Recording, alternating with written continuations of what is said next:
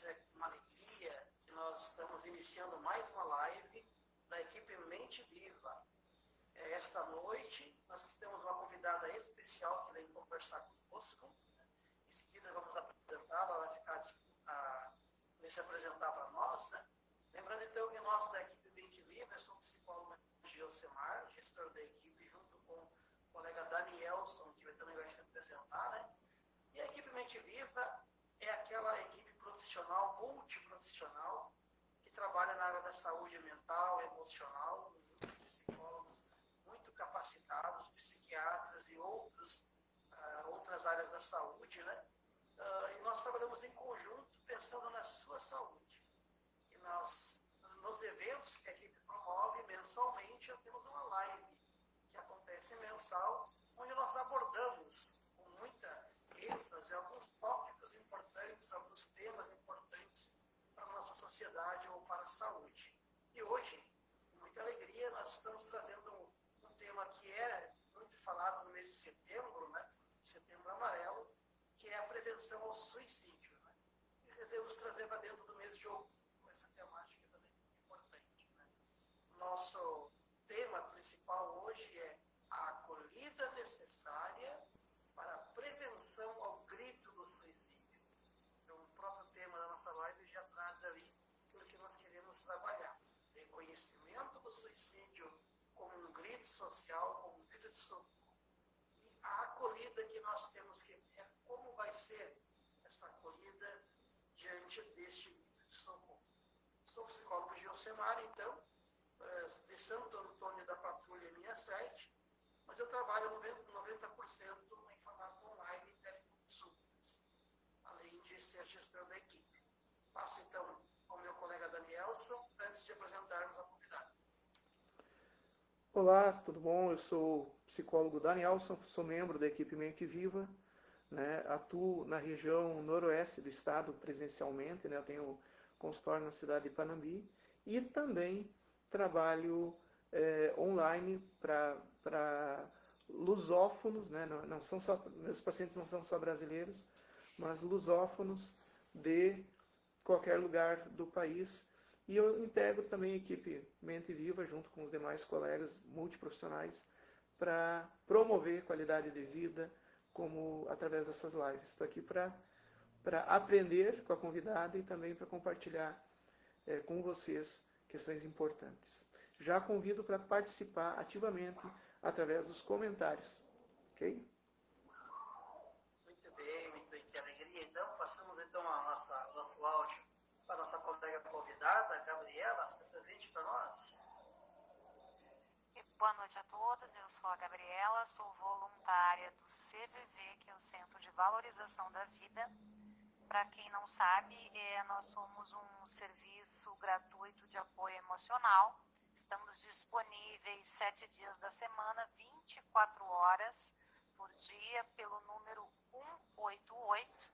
Também através do site cvv.org.br, lá é possível acessar o chat.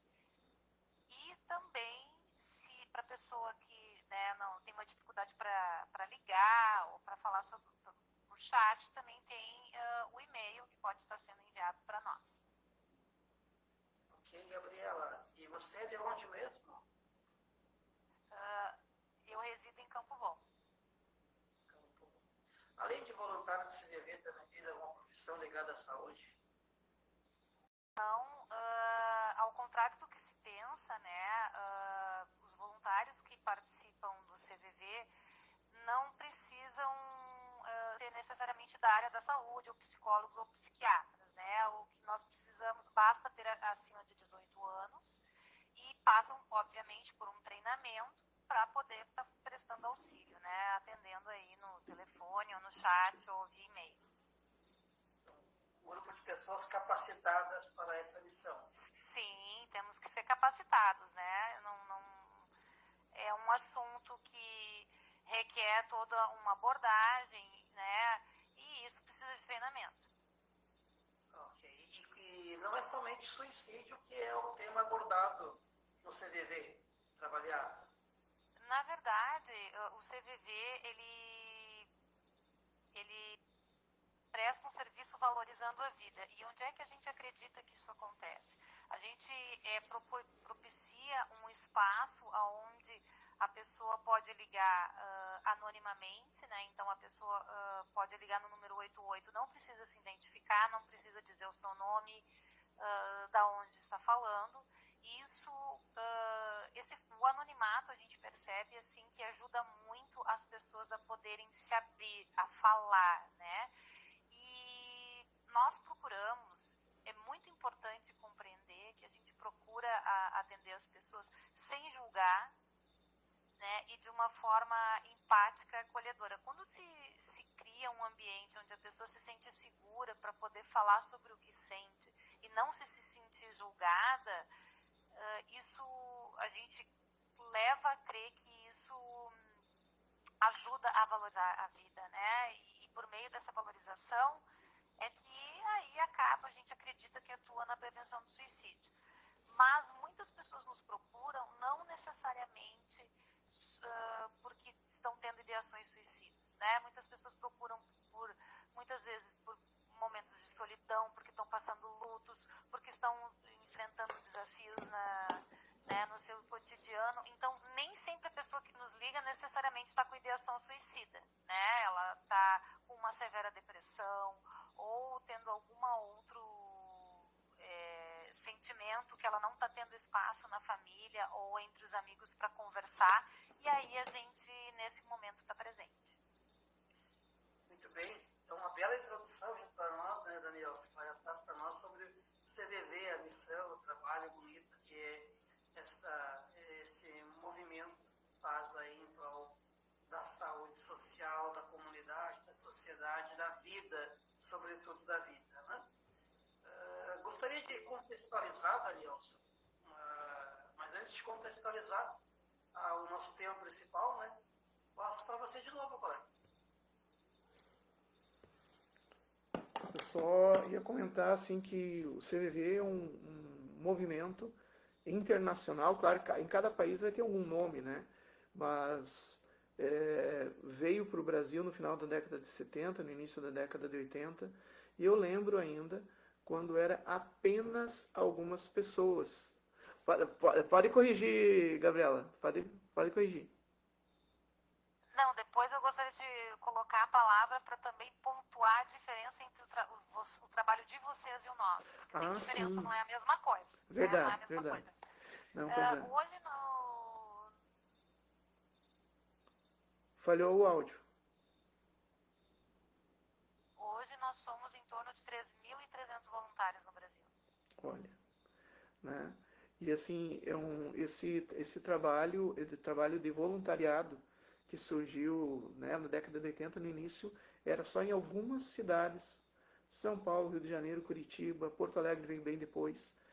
E desde 2015 passou a ter a concessão de um número nacional, o 188, que facilitou muito. E depois, logo em seguida, o site, né, já veio com chat, o site da CVV. Então, assim, é algo que é maravilhoso, o trabalho de acolhimento, o trabalho de encaminhamento, o trabalho de intervenção em momento de crise, que com certeza merece todo o respeito, né? E com certeza esses voluntários têm muito a ensinar para todos os profissionais da saúde que trabalham com momentos de crise. Então, eu estou muito feliz de poder estar participando dessa live com o CVV, né? Eu quero dizer que eu sou um entusiasta e promotor desse excelente serviço. Muito obrigado por essas décadas de salvando vidas, recuperando vidas. Que legal. Então, vamos contextualizar o nosso tema de foco central aqui, né? Que é o suicídio, né? É muito importante que a gente tenha em mente a ideia do suicídio como um problema de saúde pública. Ele vem sendo tratado desta forma nos últimos anos, talvez assim, desde que o CVV se tornou esse número nacional, uma década mais ou menos, dá para citar mais ou menos visto, né? O progresso no conhecimento, expansão do suicídio enquanto mal social, né? Especialmente entre jovens, né? Que é um contraste com a tendência mundial, né? Inclusive porque na nossa região, no nosso país, na América Latina, o suicídio de jovens tem aumentado cada vez mais, né? Segundo os dados estatísticos que eu pesquisei para a nossa live de hoje, né? O Brasil registra cerca de 14 mil suicídios por ano. 14 mil suicídios por ano. São aproximadamente 38 mortes por dia. 38 pessoas que tiram sua própria vida. Entre 2011 até 2022 e 2023, houve uma tendência de crescimento. O nosso país teve mais ou menos 147 mil suicídios nesse período, né? Um aumento que tem sido exponencial de 3,7% de taxa em geral, né? E, nesse sentido, o que é apresentado pelos dados da saúde é que a taxa de mortalidade por suicídio cresceu 43% em uma década. Os dados já estão registrados a nível mundial pela a Organização das Nações Unidas, né? A OMS também, né? Fala dessa tendência de crescimento de modo social no Brasil, né? A taxa nacional hoje ela está cerca de 12,3% por 100 mil habitantes, né? Superior à média mundial, que é de 11,4%. Então, esse crescimento ele vem se mostrando cada vez mais presente de modo muito triste, né? Principalmente entre os adolescentes, onde nesse grupo social o aumento chegou a 81%, para vocês terem uma ideia, né? Indo de 3,5 suicídios por 100 mil habitantes para 6,4. Então, nos casos em menores de 14 anos, por exemplo, houve um aumento maior ainda. É o absurdo do número que vou dizer para vocês que entre jovens de até 14 a 15 anos chegou a 113% maior o número de suicídios na última década, né? Fazendo com que o suicídio se torne, em nosso país, a terceira causa de morte entre jovens. Terceira causa de morte entre jovens, né? Então, vocês imaginam o quanto que é problemático essa situação, esse contexto que nós vivemos, né? Já é um mal social, né? Eu poderia até colocar para vocês aqui algumas coisas de pesquisa que eu fiz sobre gênero também, mais homens, né, se suicidam, né? As tentativas de suicídio são mais fortes, não são entre homens, pelo contrário, mostra até inclusive que é entre as mulheres, 5 vezes mais frequente entre as mulheres. Mas, por enquanto, para contextualizar esse pano de fundo nosso, né, a gente olhar esse mal social, né, como é que a gente consegue olhar para essa realidade e enxergar uma luz no fim do túnel, Gabriel? Por isso é importante se abrir espaços de escuta, né? Vocês, ao me convidar, vocês estão oportunizando que mais pessoas conheçam o serviço do CVV, assim como existem outros serviços voltados, né? Cada vez mais é importante a gente compreender que é, sim, importante falar sobre sentimentos. Eu acho que está cada vez mais claro que a saúde mental é uma necessidade, tanto que agora até foi aprovada a NR1, né, que fala sobre saúde mental no trabalho, enfim.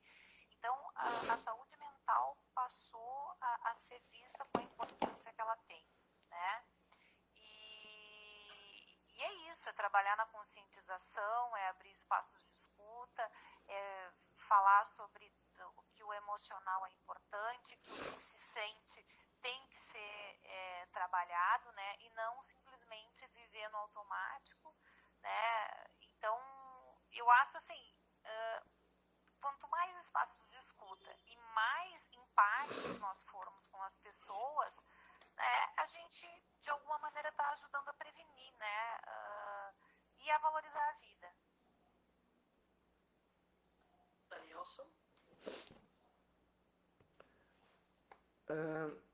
Tu falasse no início, Gabriela, né, que não é só pessoas em ideação suicida, mas também pessoas que estão passando por luto, estão passando por alguma crise e não tem o espaço de escuta.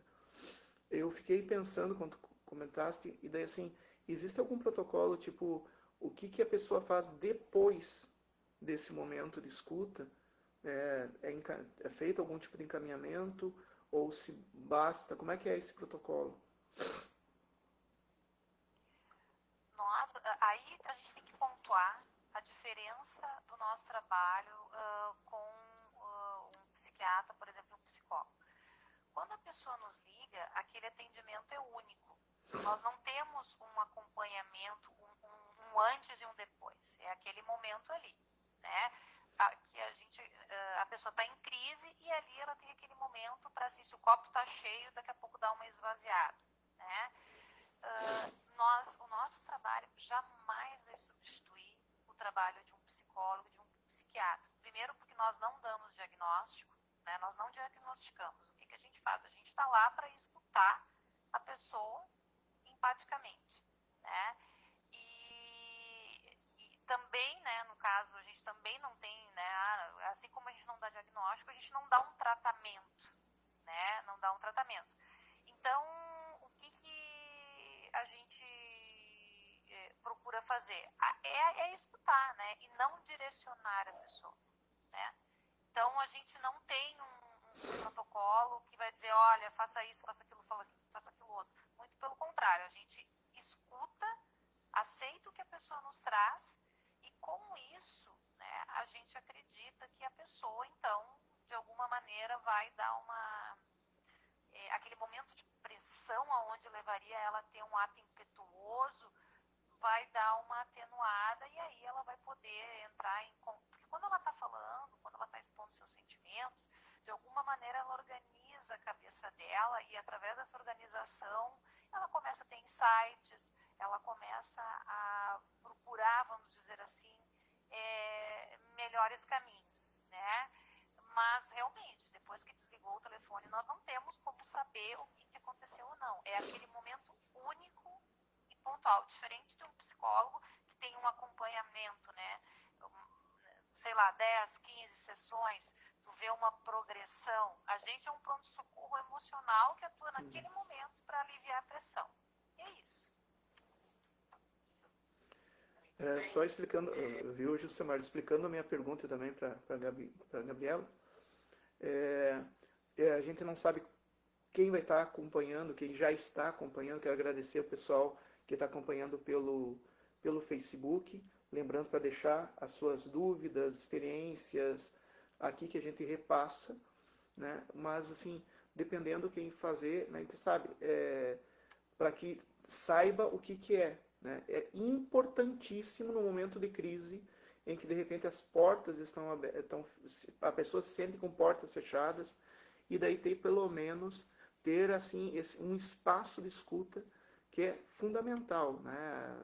Já faz mais de 100 anos que foi comprovado que a fala cura, né? Mas também quero aproveitar isso, né, abrangendo a questão do tema, falando sobre o CVV, que é o foco principal para que seja conhecido, mas lembrando também que, principalmente para pessoas que estão passando com familiar, amigos, pessoas próximas em momentos de crise, qualquer hospital que tenha plantão, qualquer pronto atendimento também está habilitado para pronto atendimento psiquiátrico. Então, assim, às vezes a gente não sabe. Sim, liga para o CVV, com toda certeza, né? Mas um próximo passo pode ser isso, buscar, né? Mas a importância do CVV é que nem todo município do Brasil tem pronto atendimento, né? E o CVV abrange todo o Brasil. Essa é a grande vantagem. Mas lembrando que também existem outros encaminhamentos, né? Tipo qualquer plantão médico e posteriormente a saúde pública também. Toda a saúde pública municipal precisa dispor de um atendimento. E então, para para saber o que acontece depois, né? Então seria isso. E ainda falando tudo isso que estão trazendo para nós dessa live maravilhosa, né? Com esse conhecimento, essa conscientização do que é o trabalho do CVV, né? Enquanto centro de valorização, mas eu saliento então a palavra final, vida, né? Colocar a vida em primeiro lugar, né? Nesse sentido, só trazendo mais um dado para vocês, né, que estamos assistindo, né? O Rio Grande do Sul, ele lidera o ranking nacional de suicídio. Isso vocês sabiam, né? Mas o Rio Grande do Sul é o estado que mais acontece o suicídio, né? Pelos dados que eu trouxe aqui, cerca de 12,4 por 100 mil habitantes, né? Bem acima da média nacional, por exemplo. Então, ele tem crescido ainda mais aqui no sul do país, né? E se questiona muitas vezes por que no Rio Grande do Sul acontece, tem mais essa tendência das pessoas tirarem a própria vida, né? O que há de diferente, né? Alguns fatores foram elencados, por exemplo, mas são fatores que afetam todas as pessoas, né? Mas entre os fatores que mais são apresentados como causa, 4 deles trouxe para nós aqui. O primeiro é problemas amorosos, familiares e financeiros. É um que aparece muito, né? Problemas amorosos, relacionamentos conturbados, ou outros tipos de relacionamentos doentios, né? Que se desfazem por algum motivo, né? Problemas familiares de desintegração familiar e problemas financeiros, onde há uma perda financeira muito grande para quem tem essa condição de vida. Uma outra situação é o uso de drogas e alcoolismo, né? Então, são esse grupo de pessoas que, por vício ou não, estão dentro desse consumo de drogas ou de alcoolismo, segundo os dados levantados, são pessoas que têm uma tendência maior ao suicídio. E pelos números coletados, entre os que optaram por tirar a própria vida, muitos estavam envolvidos com drogas ou com alcoolismo, né? O terceiro ponto são os traumas sociais, né?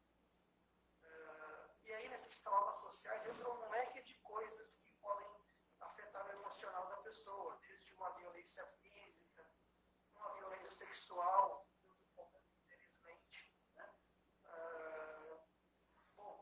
Aí traumas de perda de entes queridos, por exemplo, né? Traumas de acidentes e outros por aí, traumas emocionais, né? E aí, num quarto ponto, que é o diagnóstico de doenças graves e incuráveis.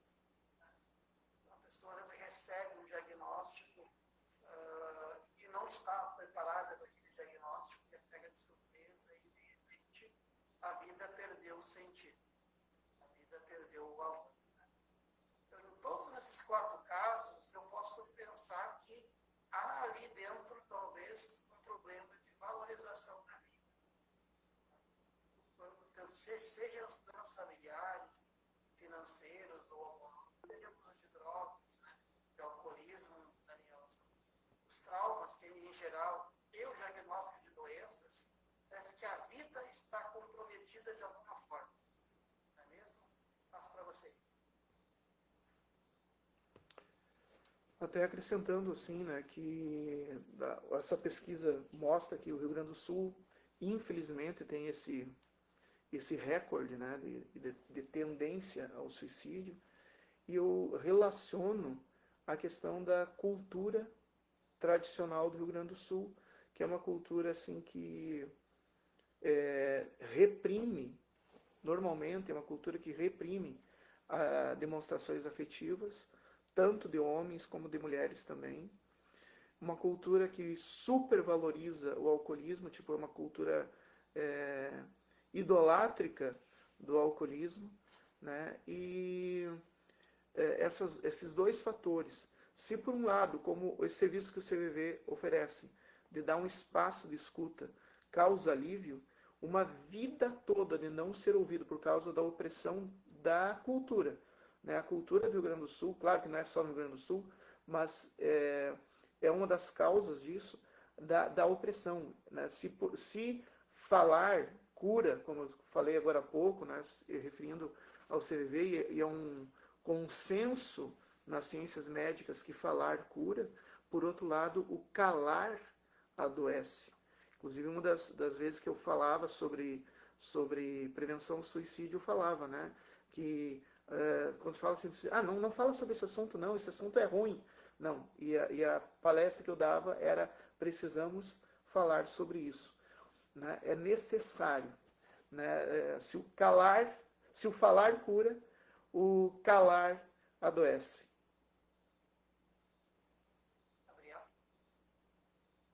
Nós temos que compreender que é uma necessidade básica, humana, ser compreendido, ser aceito, né? E isso, muitas vezes, a gente sabe que no ambiente familiar, ou amigos, enfim, ambiente de trabalho, não acontece, né? Então, é uma necessidade que a pessoa tem de ser compreendida e aceita. E é o que o CVV tenta buscar, né? Compreender, que a pessoa fale, compreender o que ela está sentindo, o que ela está vivendo, né? E com isso, né, a gente, como eu falei antes, atua prevenindo, né? Por trás de toda... Colega Jusemar, deixa eu só fazer uma saudação aqui para a nossa colega Milena Polante, de Guarani das Missões. Bem-vinda. Né? E também fiquem à vontade, todos vocês que estão participando, podem comentar, perguntar. Estamos aqui para estar com vocês. Obrigado. Ótimo. Todos e todas que estão assistindo e futuramente vão assistir essa live que ficará gravada, né? Possam aproveitar ao máximo as mensagens importantes que estamos tentando passar. Né? Mas eu ia dizendo, então, que por trás de todo o ato radical, né, principalmente o ato radical de tirar a vida, com certeza há uma palavrinha que está ali escondida, que a gente pode resumir essa palavrinha em uma outra, que é o sofrimento. Né? Há um sofrimento ali, um sofrimento latente, um sofrimento que já extrapolou toda a condição física e emocional daquela pessoa. Né? Então, a nossa live, e a Gabriela falava recém, né? A necessidade de acolhida dessa voz, né?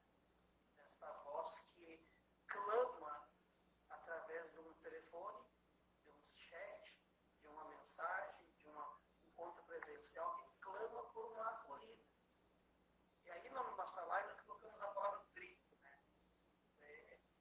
Como a gente acolher é possível interpretar esse ato radical como um grito social, como um grito pessoal, contra uma dor, um sofrimento? O que vocês acham?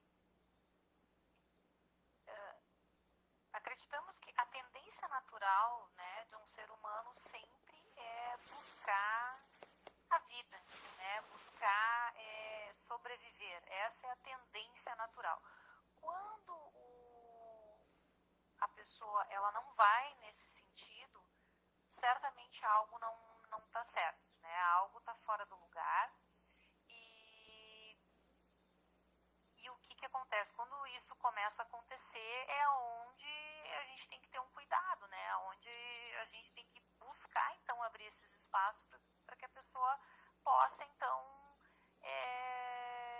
falar sobre isso. E lembrando sempre que, muitas vezes, tu trouxe a palavra sofrimento, a pessoa, quando ela atenta contra a própria vida, não é necessariamente porque ela queria fazer isso. Ela quer parar de sofrer, ela quer parar com a dor, ela quer parar. Então, assim, de alguma forma, aquilo se apresentou como um caminho para ela. Mas, então, é como se o ato de tirar a vida não fosse o principal ali. É outra coisa que ela está buscando. E como é que a gente pode aliviar aliviar esse sofrimento, então? Abrindo esses espaços de escuta para que ela possa, então, trabalhar isso, né? Então, é muito importante, né? E também como o tirar a vida ele é um multifatorial, vamos dizer assim, ele é um fenômeno que não cabe ao CVV explicar, mas ele tem uma série de fatores. O que a gente tem que ficar atento, assim, existem pessoas que dão sinais, existem pessoas que não dão. Não existe uma receita de bolo, mas existem alguns comportamentos que a gente pode ficar um pouquinho alerta, né? Um pouquinho alerta. Por exemplo, a pessoa começou a se isolar, a pessoa começou a declarar, né, assim, que não está bem, porque muitas vezes as pessoas acham que é bobagem. Não, a pessoa está falando sobre isso, não vai cometer, é bobagem, está querendo chamar atenção. Então, quando ela começa, então, ou em redes sociais, ou falar para amigos, ou falar em família, que está né, pensando nisso, ou que não está vendo sentido, então a gente tem que ter um cuidado, ninguém fala isso por falar, né? Quando a pessoa também começa ela tem muito apreço por determinadas coisas, ela começa a se desfazer daquelas coisas, né? Enfim, faz assim reuniões, sabe? Nunca vê ninguém, começa a fazer reuniões de família, enfim. Então, são coisas que a gente tem que começar, quando a pessoa começa a se comportar de uma maneira diferente, né? Ficar um pouquinho atento, né? Mas lembrando que também, assim como tem pessoas que dão sinais, tem pessoas que não dão. Então, sempre, o que é o melhor caminho? O melhor caminho sempre é abrir espaços de escuta para que as pessoas possam falar, né? Porque, como eu falei, tem pessoas que dão sinais e tem pessoas que não dão. Danielson?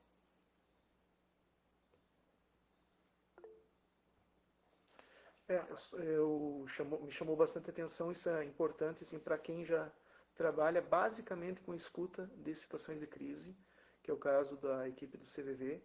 Essa colocação é importantíssima, algo que também a clínica concorda, a psicologia clínica, a psiquiatria, essa ideia e que parece muito arriscado falar sobre isso, porque pode causar uma má impressão, que é o suicida, ele não quer se matar. Não no sentido que esse ato que ele está pronunciando não vai se cumprir. Não no sentido de que ele não está vendo, como bem disse a Gabriela, um caminho nisso, mas no sentido que o objetivo não é terminar em si com a vida, mas terminar com o sentimento de fracasso, de desamparo, de vergonha, de culpa, de medo, de rejeição, que está, ou outro sentimento que está num ponto intolerável, né? Então, se torna uma saída para esse sentimento. E, de repente, no momento em que ele tem um espaço de escuta, seja no CVV, seja no atendimento ambulatorial psiquiátrico, se bem que, às vezes, o CVV oferece mais um espaço de escuta propriamente dita, e posteriormente também numa psicoterapia e um acompanhamento psiquiátrico mais longo, a pessoa pode descobrir outras maneiras de lidar com esse sofrimento sem precisar tomar esse caminho. Então, assim, é importante, primeiro, não desprezar os sinais, que podem ser muitos, até assim, a pessoa de repente começa a ficar amiga de todo mundo e alegre, sempre foi uma pessoa mais reservada e de repente está alegre, de repente começa a pagar todas as contas, de repente, né, como isso parece, olha que coisa boa, finalmente fulano ou fulana tá feliz. E não, isso é um momento talvez que possa ser um grito silencioso de uma despedida da pessoa. Então precisa sim, sempre a família, da mesma maneira, o CVV não substitui saúde mental, ok, mas também a saúde mental não substitui CVV. O CVV e a saúde mental não substitui o papel do amigo e da família. Muitas vezes o sufocamento de não poder estar no ambiente acolhedor faz com que a pessoa sufoque a sua dor e daí não encontre outra saída para esse sufocamento. Então, sim, assim como o CVV tem profissionais de saúde ligados ao CVV, tem, mas não é a priori, não é uma necessidade. Da mesma maneira, cabe à família dar atenção para isso. E quando a família não está conseguindo, está percebendo o sinal, mas não sabe o que fazer, porque a família mesmo está com dificuldade, busque ajuda imediata. Até eu queria perguntar para a Gabriela, é possível o CVV receber, porque tu falou de luto, falou de outras crises, né?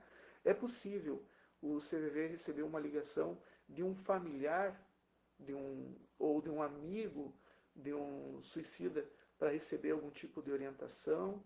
Ou isso acontece? Ou se não acontece? O CVV vai fazer o que ele faz, é acolher o sentimento dessa pessoa, né, que está passando por essa dificuldade, né?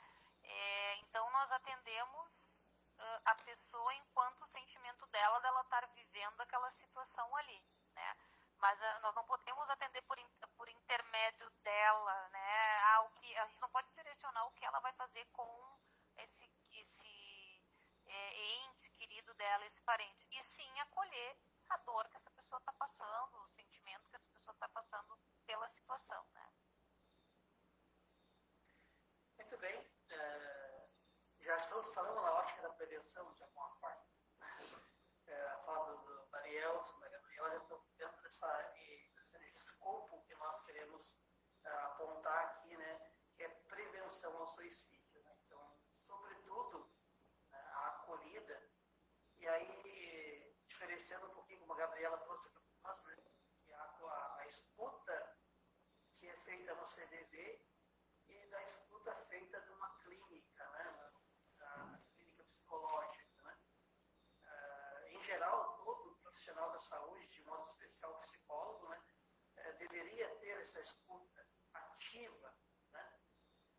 Uma escuta terapêutica, que a gente poderia chamar dentro da clínica da Danielson. Uma escuta terapêutica que acolhe aquela dor, aquele problema da pessoa sem pré-julgamentos.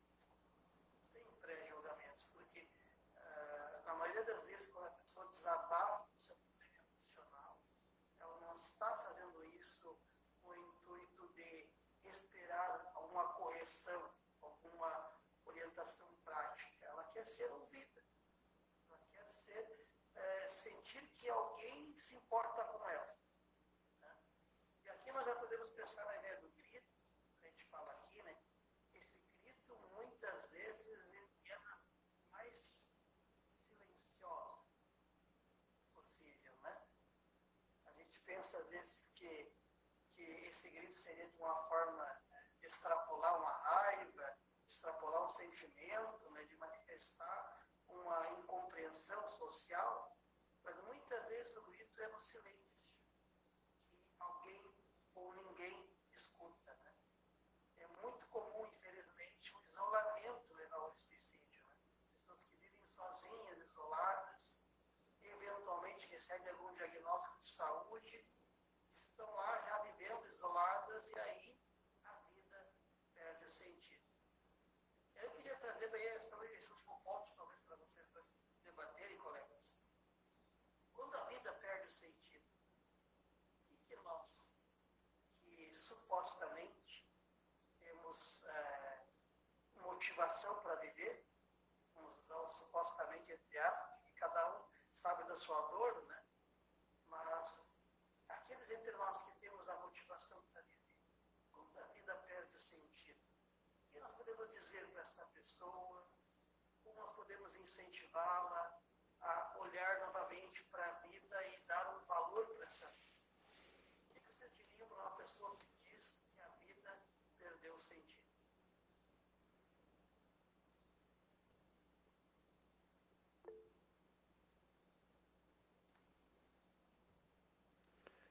Ok, engraçado. Hoje mesmo, eu estava ouvindo, é uma canção que eu gosto muito e que às vezes é tida como errada. Não sei se vocês conhecem a música Losing My Religion, da banda R.E.M., da década de 80, década de 90. E essa canção, eu até estava escutando essa canção, já me preparando também, né, para hoje, mas eu estava escutando essa canção e eu peço que vocês escutem a letra. E eu queria ver para vocês, eu sei que o Josemar também tem experiência nisso, na parte de atendimento em crise, a Gabriela tem, mas se vocês verem a letra basicamente é a pessoa fazendo uma elaboração para a sua vida. E a palavra Losing My Religion, que até na época, quando eu era adolescente e ouvia ela, eu achava que tinha a ver com uma declaração ateísta, e na verdade não tem nada a ver com religião, mas tem a ver com fé na vida, né? A letra toda está falando de fé na vida, de propósito, né? E está falando disso. E termina, no último verso, vai dizer assim, considere isso que eu tenho para falar, isso que eu tenho para falar é a dica, é o segredo do século.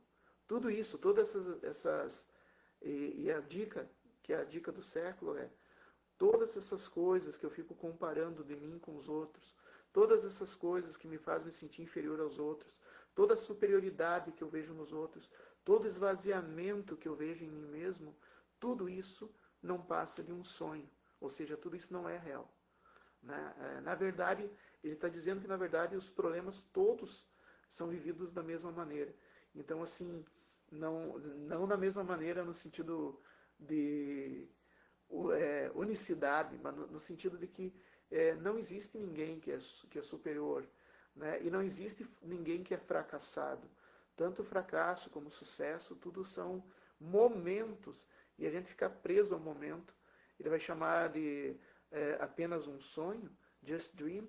Ele está dizendo, são ilusões. E a gente não adoece pelo que está acontecendo de real. Né? No momento que a gente tem um espaço para conversar, a gente vai perceber que essa dor que parece insolúvel, existe também essa solução que a gente acha nefasta, né, da questão de atentar contra a própria vida, mas que existem outras soluções no momento em que a gente coloca tudo, começa a conversar. O que nos sufoca é o silêncio. Então, diante de pessoas em crise, é importante que elas possam entender isso. Não, nós não estamos minimizando o momento é de dor, o momento é de sofrimento. Né? E essa saída nefasta está ali colocada. A gente não está negando isso. Mas será que é a única saída? Será que não é possível a gente chegar à mesma conclusão que o eu lírico da música Losing My Religion chega, que tudo não passou, era uma ilusão. Eu ficar me sentindo inferior ao outro, era uma ilusão, era um sonho. Eu ficar me sentindo fracassado, era um sonho. Eu achar que o meu sofrimento me colocava como inferior aos outros, era um sonho, porque na verdade todos os seres humanos estão na mesma situação. E no momento que eu começo a colocar isso para fora, que eu me dou esse direito de ser escutado, né, e que eu recebo esse direito de ser escutado através de alguém que me ofereça isso, eu posso encontrar, além dessa saída nefasta, encontrar outras, uma segunda, uma terceira, uma quarta, para lidar com isso. E nesse encontro, e só buscar isso já é uma motivação. Buscar uma segunda saída já é uma motivação para continuar. E ao encontrar, seguir essa saída, é também uma motivação, que eu vou chamar de motivação intrínseca. Não é uma motivação externa. Não é uma motivação, eu preciso viver porque... Não, porque tal coisa. Não, eu preciso viver porque eu mereço viver. Eu mereço reconstruir minha vida. Eu não posso definir isso como meu fim. Eu quero ter um fim melhor. Né? Então, assim, ter uma história. Eu quero continuar. Isso aqui não foi um ponto...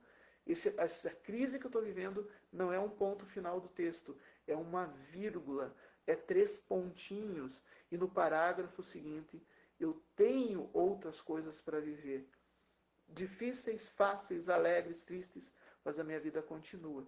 Então, eu vejo a música Losing My Religion como uma reflexão. É como se alguém tivesse ligado lá para o CVV e começa dizendo, eu sei que minha vida, que a vida é maior que isso, mas tu não é igual a mim, teus problemas tu não sabe nada, né? Eu perdi minha fé, eu perdi meu ânimo, mas à medida que ele vai falando assim, mas sabe uma coisa?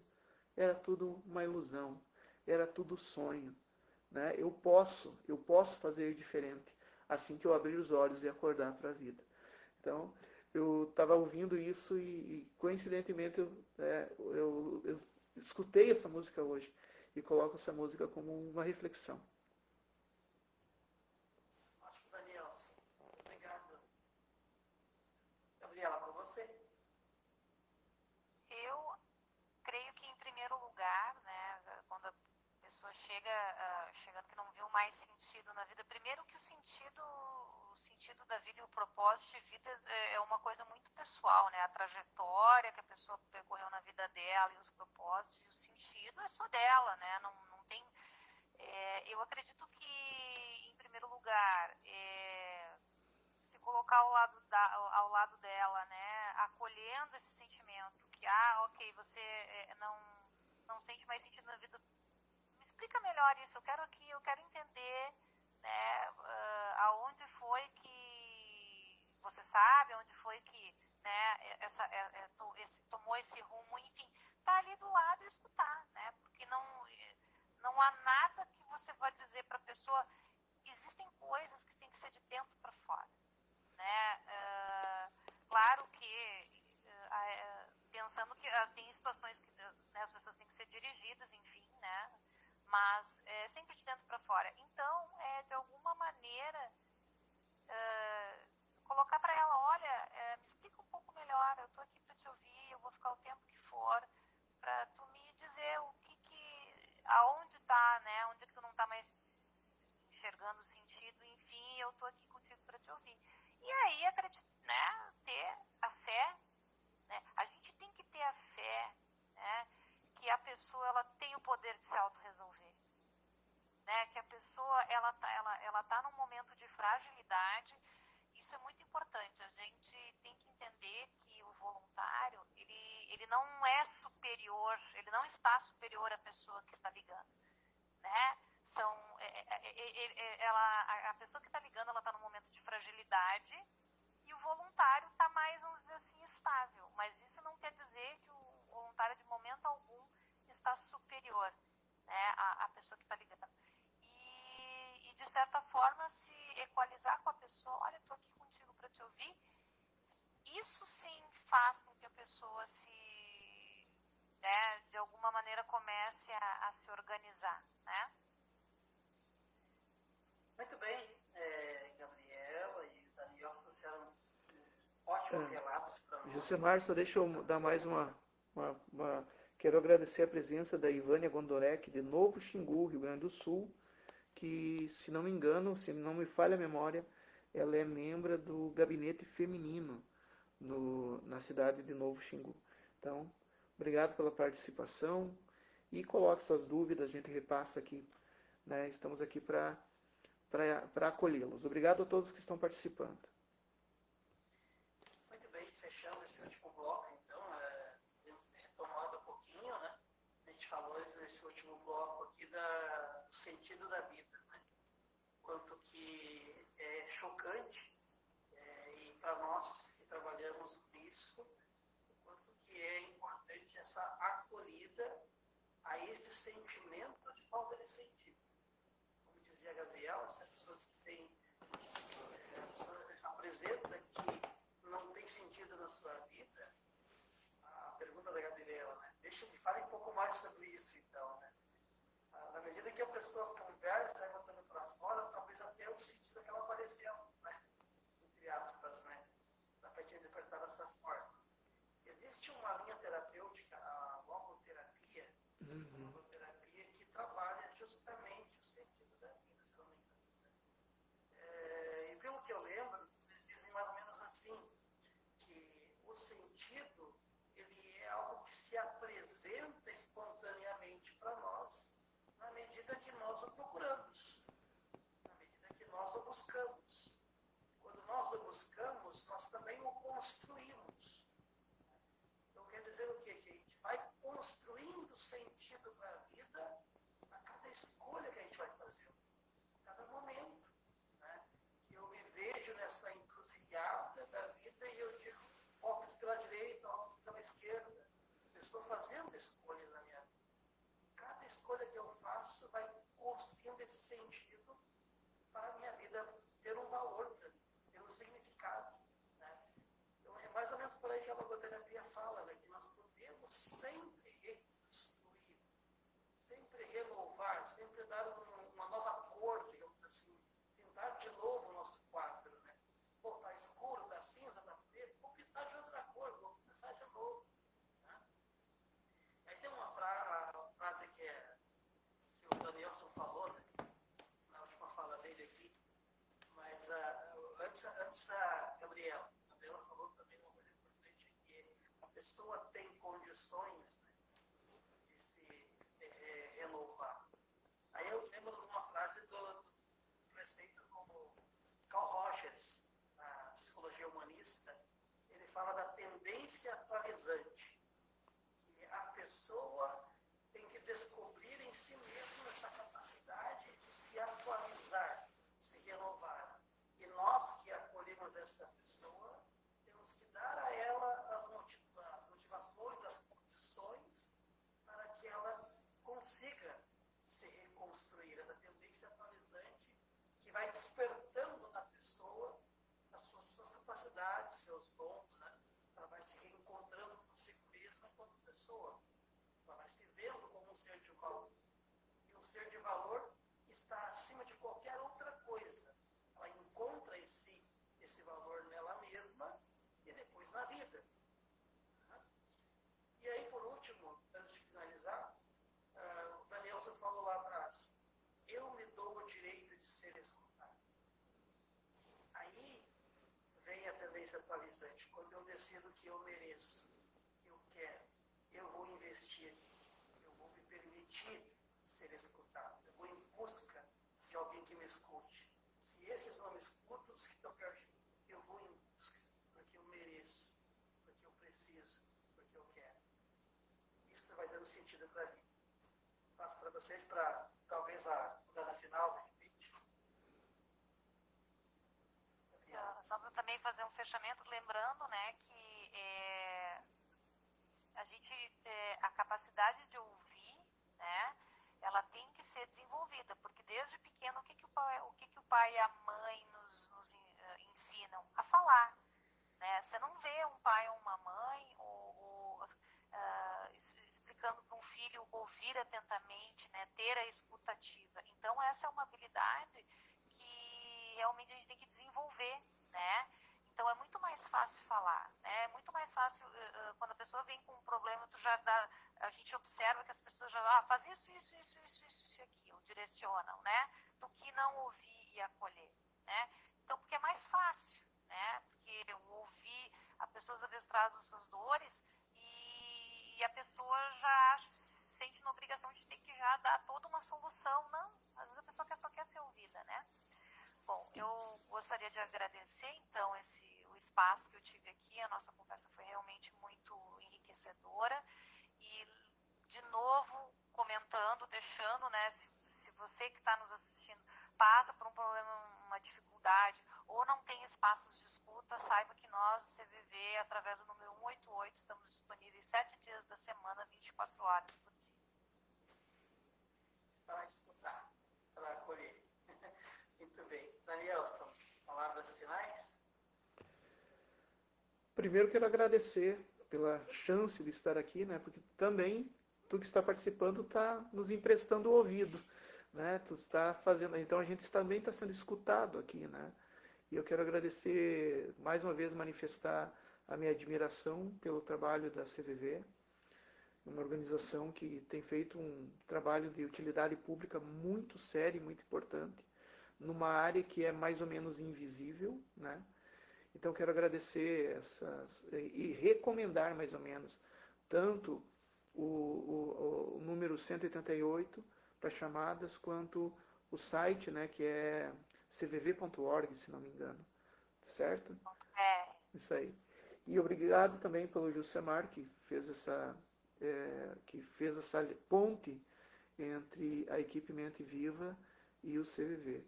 Quero dizer para vocês que sim, existe saída, que a vida sempre vale a pena, dê a ti mesmo o que Carl Roger vai chamar de tendência à autoatualização, né?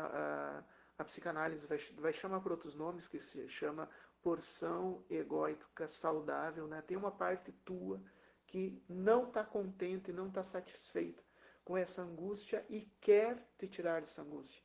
Roger vai chamar de tendência à autoatualização, os psicanalistas vão chamar de ego, porção saudável do ego, mas o importante é, tu tem em ti mesmo as ferramentas para poder sair desse momento de trevas.